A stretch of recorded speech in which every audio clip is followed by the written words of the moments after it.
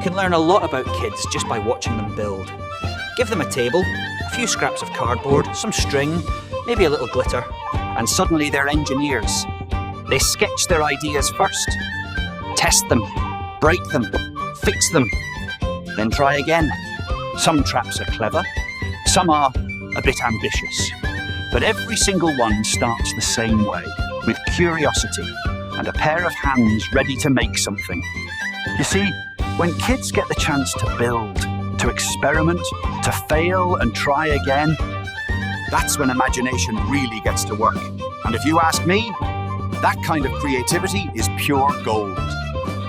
So if you want to help more kids build ideas like these, support programs that put tools in their hands and creativity in their afternoons.